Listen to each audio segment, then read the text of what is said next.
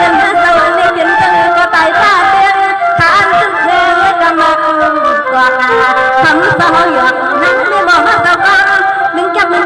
có không sao hồng sân sân giọt giọt sang thắm sao giọt nắng đi mò sao con đừng cầm có kẹp sân giọt giọt sang như sang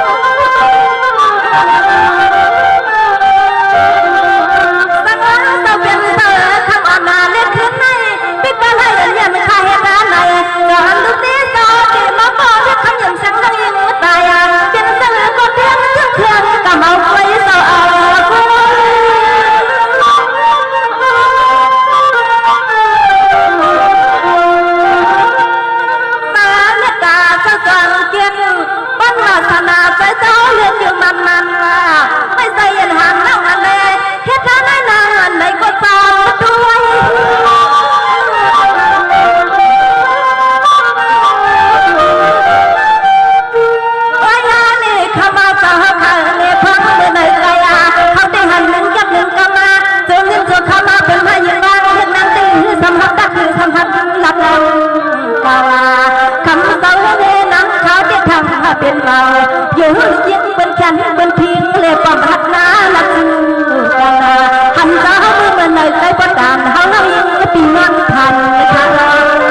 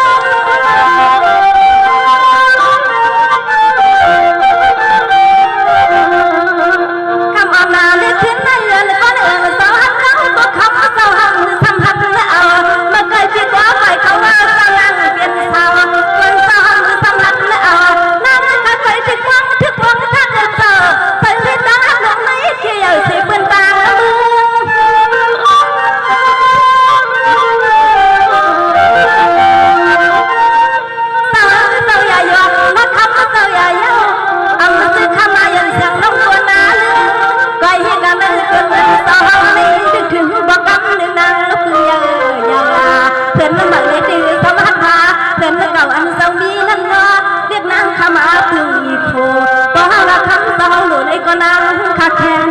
ดีอยู่จังมาคนจังอยากดังขี่เจ้าเจ้านอน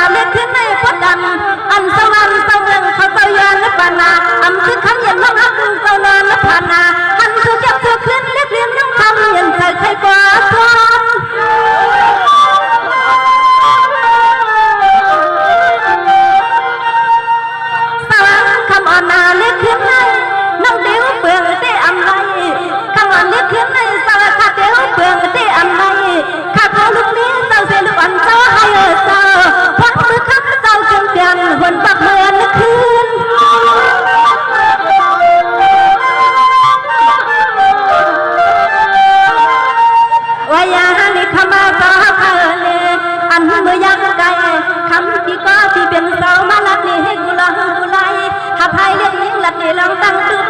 อันตอนนั้นถ้าเขานั้นมานาสุดนามันบอกเสียงบอกปันนาเจ้าเฮ้ยกูอันนั้นกูขิงขาตั้งคำขึ้นนาเนี่ยเปลี่ยนเขาตั้งนับจังวันข้าก็มาอ่อนหวานเศร้าเสียขาสั่งจะมีดีอยู่ป่าในใจนั่งมือก็เคลีในอ้อจังเ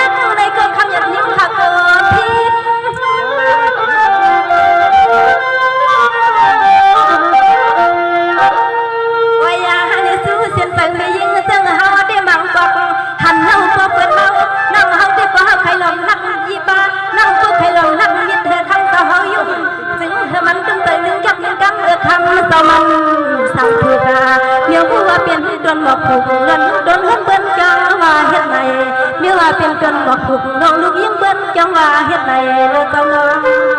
สัง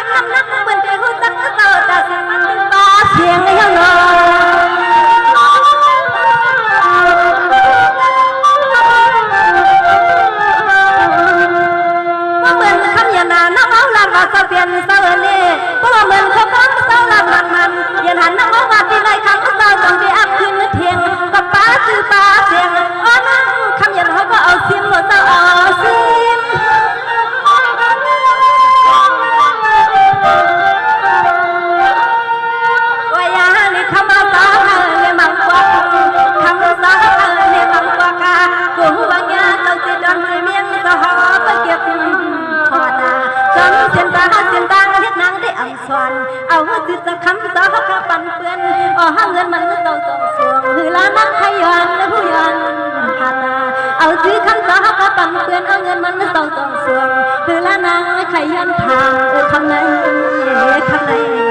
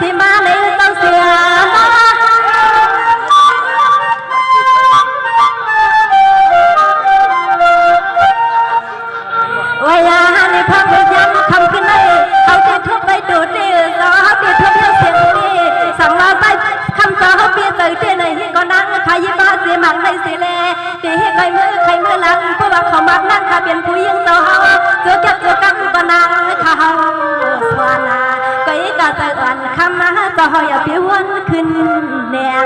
คำเราก็อยากคำสหอยขึ้นใครขึ้นแกงคณะคณะ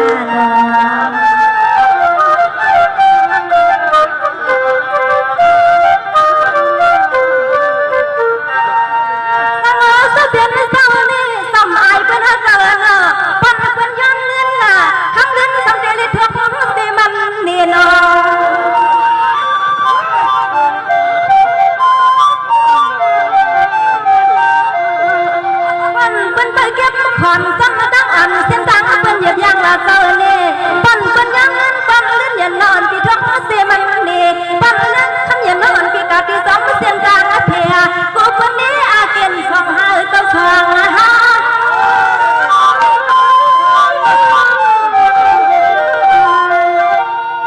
อามานั่นก็เตอนาเสาวันสักในน้องอันเปียทางเตอน้องหลังเอาเสียถึงในมือไว้เอาน้องเสียสิ้นร้องให้ทบดอกประจันดีมา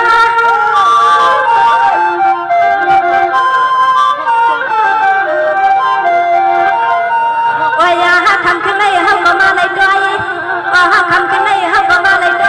ว่าให้ก็เอาหัวมานั่งมาเข้าไว้เปิดมาเข้าไว้ก็โดยนั่งห้องอับมีเขาคำในว่าเปิดนี่ว่าห้องนั่งยอมว่าห้องนั่งมีอับมีนั่งมีก็โดยยังมันอย่า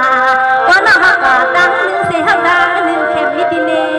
สังอาว่านั่งห้องก็ดังหนึ่งเสียงดังหนึ่งเข็มมีนกคนเสียคนถามนกนกสนา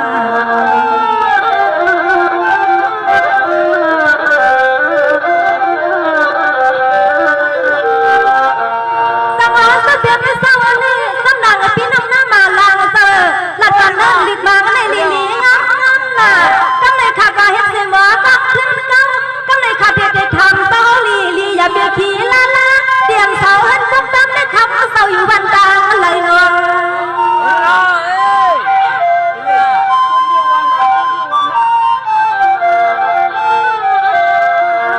สาปัดเรื่องอะไรนะเรื่องสา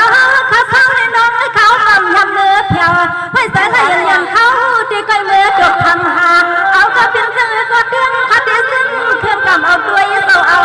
ด้วย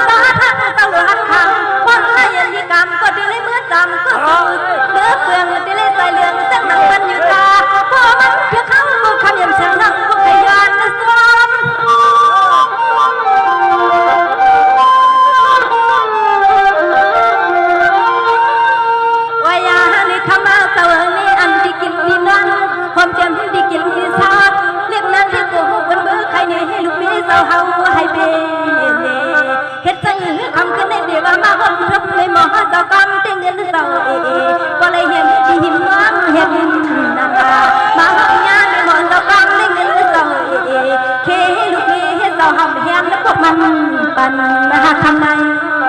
ข้างใน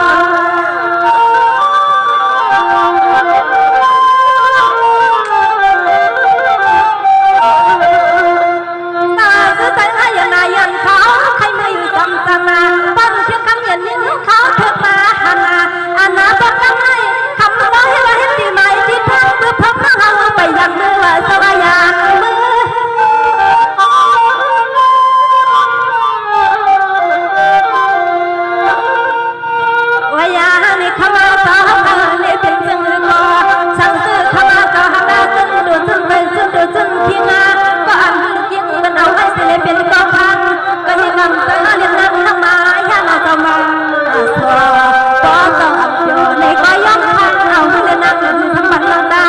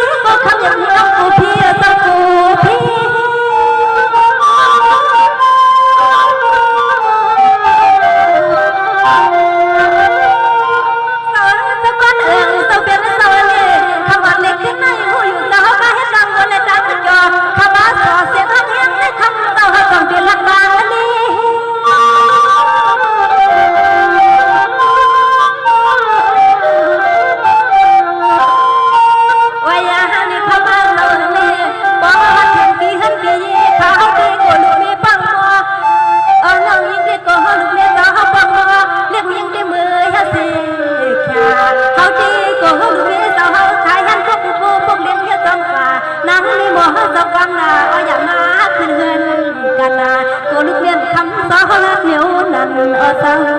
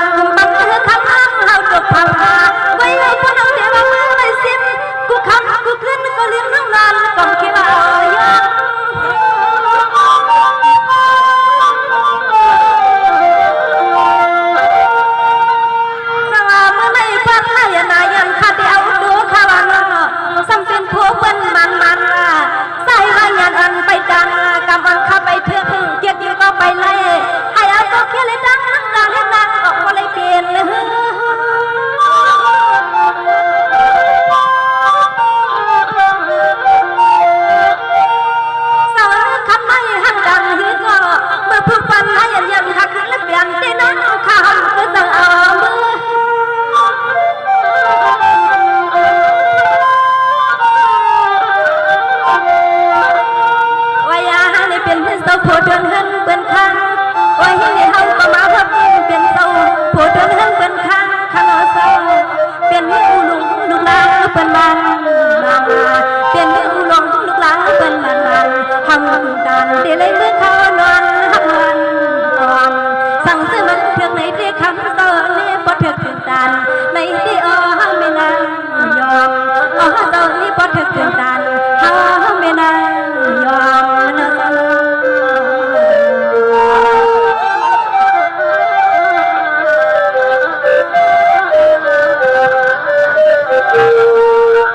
สมองเมื่อไหร่ให้อะไรยันเขาทุบหันขนาดเสียงเมื่อไหร่ก็จังไหนน้องต้องเมื่อเอาน้ำขึ้นขนาดไม่กำเมื่อไกลกำสิให้ซื้อยังเงินปีกน้ำเขามาพวกเอาสาวมาขึ้นก็นั่งข้าวซื้อนั่งข้าวพวกสักสาวลูกมันผู้อยู่ว่านั่งทำทำสุดดานในก็ยันไม่ยันหยอกกันกับพวกมือเถื่อนกันเล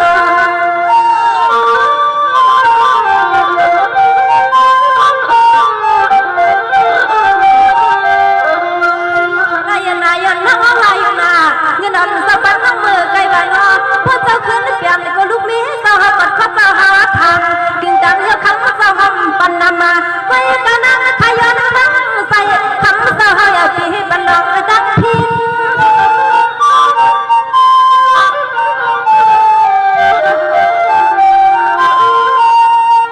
วายานี่พ่อพาคำขึ้นได้หัวเจ้าเอ๋พ่อหานั่งคำมือเอาเลยก็เขาเล่าที่ให้สังเป็นที่สื่อวายาที่ได้ทุกคำทุกขึ้นข้างเจ้าผู้ว่าเขาของมือเอาเดี๋ยวในเป็นเดียมเธอเจ้าวายาที่ได้ทุกคำทุกขึ้นนะเรียกเรียกมาขับที่ให้เราสิ่งนี้มาโกลุกินเป็นอันเดียวก็ให้กายังได้คำต่อมาลูกเสียให้เลยมาใส่จุดในด้วยก็คำเอาเทียงใส่เจ้าเดียวในเลยคำเจ้าเนี่ยพี่เนี่ยน้องปอหานาเฮ็ดใส่ซอเปียวเสเลเฮ็ดให้เนี่ยพี่เนี่ยน้องปอหานาคำเจ้ามาอยู่เปลี่ยนที่หินกันนาเมื่อไหร่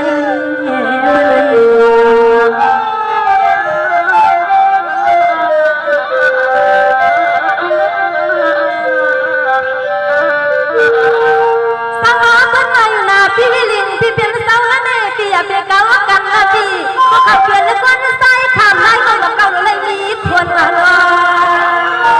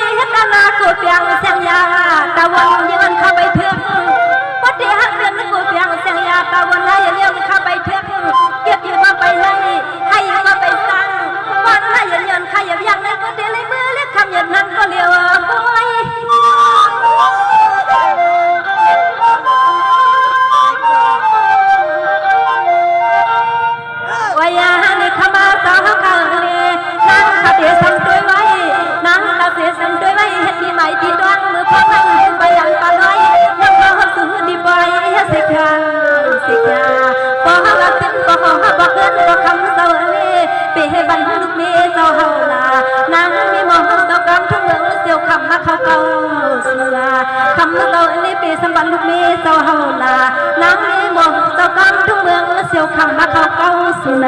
คณะ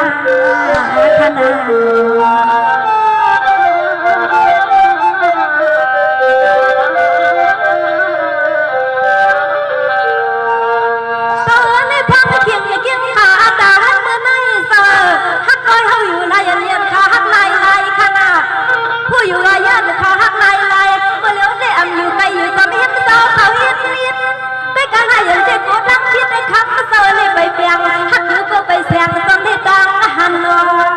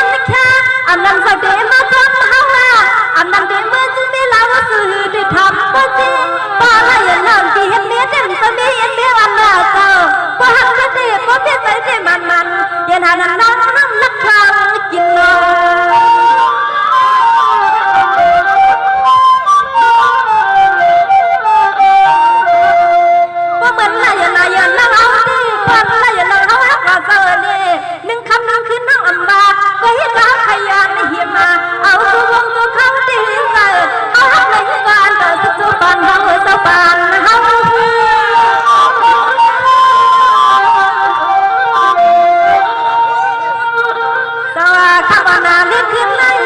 นาน้องละการในวันเสาร์นี้อำซื้อคำยันนี้กับกินนาเมา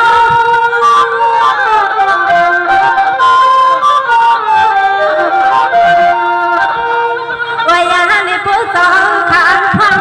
ไว้ในบัวทั้งสองขานพันกินสองไทยไปเมืองจังคำละก็ไปถึงตามากอดเมืองเสียวคำมาป่าภัย